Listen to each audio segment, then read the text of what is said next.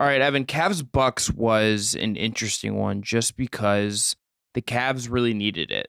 The Cavs kind of needed this win coming off of the Bucks game, and they got it done. And it was a Evan Mobley star performance, really. Like, new career high from 38 points on 14 of 27 shooting, I believe. 0 free throws, 0 made threes. Only took 1 free throw and missed that 1 free throw.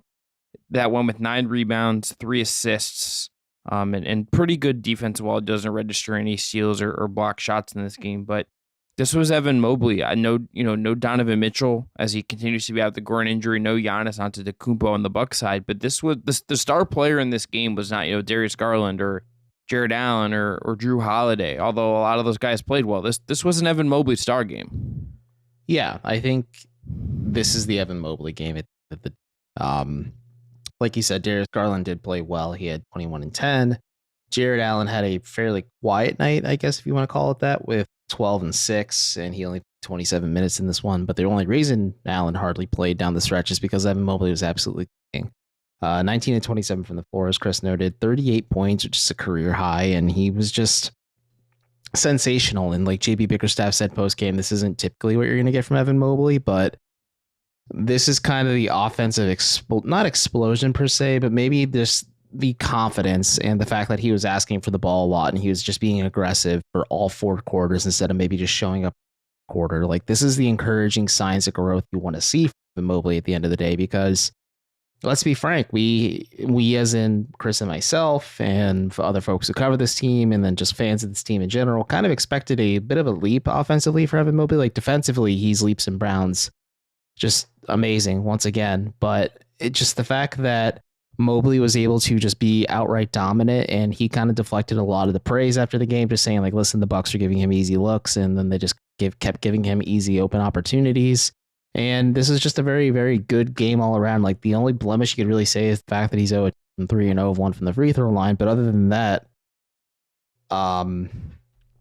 he was just really, really solid all around, just at the end of the day. And it was just a really good performance from Evan Mobley at the end of the day. Like, that's all I can really say. Like, this was the Evan Mobley game for the Cavs. And if you're Evan Mobley or just the Cavs in general, like, this is a game where you maybe just put a pin in it to say, like, listen, there are going to be moments when offensively it just isn't there for you, but you are capable of having moments where you're just flat out dominant on either end of the floor. And this game against Milwaukee is a perfect example of it.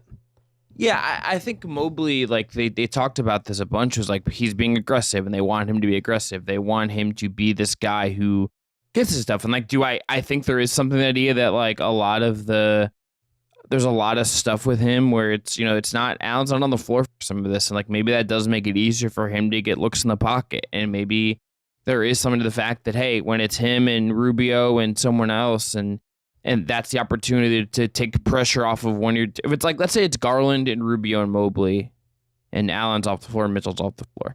Maybe like there's a moment there where it's okay, like it's easier for us to just feed him in the pocket, you run him pick and roll, give him opportunities to not have to like, get his opportunities on post-ups versus switches. Like, that's maybe an opportunity to feed him in those situations and to lean into that aggression they want from him. And there's something to that, I think, to me. This, as we've noted, like, was a career high, and like, they kind of just they needed that. This was a win, Evan, that I think, like, aside from the Mobley thing, it's like, I think coming off of that Warriors loss and how ugly that was, they needed that. Like, Bickerstaff talked about this post game. It was like, look, like, yes, this was a Milwaukee team that we're tied season series and everything, and all of that, but it's like, we needed to just kind of right the ship from the night before, which is a game we were not happy with. That it was very evident no one was happy with. Everyone kind of hit on that comment in the post game media availabilities. Mobley's at the center of that, and this Evan, I don't think this is hyperbole. Like, I think this, in a lot of, like, might be the best offensive game he's ever played. Maybe there's definitely, I think, a better passing game and some of that stuff, but I think in terms of scoring, efficiency, decisiveness, even without the free throw stuff, like, I think this has to be the best offensive game he's played in his still very young NBA career. Yeah, at least at the NBA level, this is the best offensive game he's played. The best all-around game is maybe when he flirted with triple-double a couple months ago, too, where you just saw like a little bit of the complete form of Evan Mobley in terms of passing, defense, rebounding, scoring, like a little bit of everything. But the Cavs kind of needed a second option to emerge tonight against Milwaukee. This was a back and forth game for the better part, and like the Cavs turned it up in third quarter a little bit, but that's when you just started noticing like Evan Mobley had a ton of momentum at halftime, and he just capitalized upon that momentum, and maybe just how the Bucks were defending him in general, because he made the smart observation like the Bucks play a lot of drop coverage at the end of the day, and they're just giving him a lot of easy opportunities to look, whether it was pull-up jumpers or just him kind of getting easier looks in the paint as well, just because like the Bucks were sagging off period. And I think a lot of the second chance opportunities he was getting as well was super helpful for him too. Like there were a couple of moments where like maybe I believe it was either Lamar Stevens or even Jared Allen or Isaac Okoro as well, like would have a miss, and Mobley's just waiting there in the paint, watching the ball go up. He grabs it, then puts it right back. Like that's exactly what you want from him. And I think he just killed the Bucks quietly. Like I know you hate comparisons, but it reminded me of Tim Duncan at times, where just like he was systematically just like killing the Bucks on offense, and then on defense was just giving them just as much fits. And that's kind of what you need from Mobley, where he has that potential to be elite on either end of the floor. And to your point, and to Bickerstaff's point, to many others' points, like you're not going to see 38-point nights from Evan Mobley. Like Darius Garland said, like taking 27 shots is exactly what he wants on a nightly basis, him as an Evan Mobley. And just the reality of the situation is, and Bickerstaff alluded to this a little bit, like 100 times out of 100, if Evan Mobley sees like an open teammate on the perimeter when he, or just in the 2-point spot, like he's going to get to the open teammate. Or if he sees a more opportune shot opportunity that could create for somebody else, he would rather do that than be dominant. And it's also just the nature and the reality of the situation of this Cavs team too. Like Bickerstaff also said, like he didn't come in, like they weren't expected to be good, the Cavs last season, but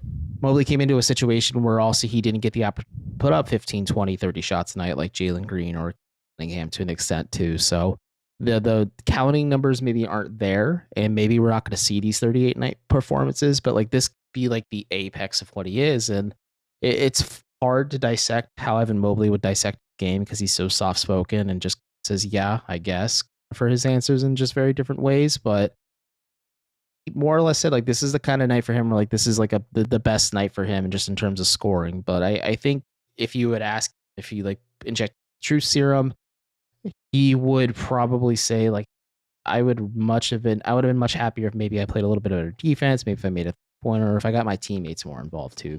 Because again, he's kind of unselfish too at times.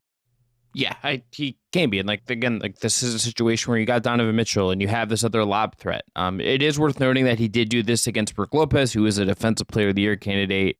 Very impressive stuff from Mobley. The other thing from this game, aside from the win, aside from Mobley, is that Dean Wade did return. 10 minutes, didn't take a single shot in his return. 1 rebound, 2 fouls, 1 block shot.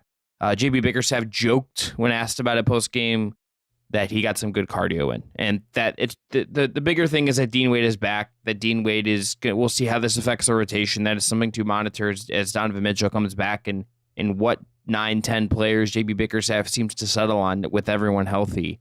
But Dean Wade missed 7 weeks. Again, just I think for him, good to be back. We'll see how he looks as he gets more games under his belt. Anything to add, Evan? Oh, I thought we were done there. I thought we were wrapping up the segment. Yeah, I asked Bickerstaff just what he thought of Wade in his 10 minutes, and he joked like, yeah, he got a lot of cardio out there, but it's hard at the end of the day too for Wade. Like he's been all for 7 weeks, and he's been doing a lot of one-on-one or one-on-none with assistant coaches, and his just rehab and recovery to get back to the floor. So it's not going to be a seamless transition for him to get back out there. But to your point, like the Cavs played at least 10 players that at least logged 10 minutes against Milwaukee.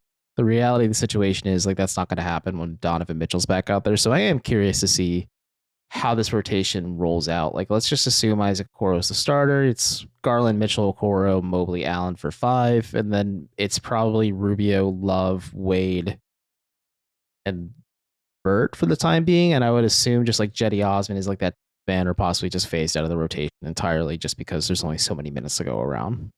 Yeah, 100%. All right, we're going to come right back, and we are going to get into a possible trade target who's not really linked to the Cavs, but hey, it's trade season. Let's talk about Cam Reddish right after this.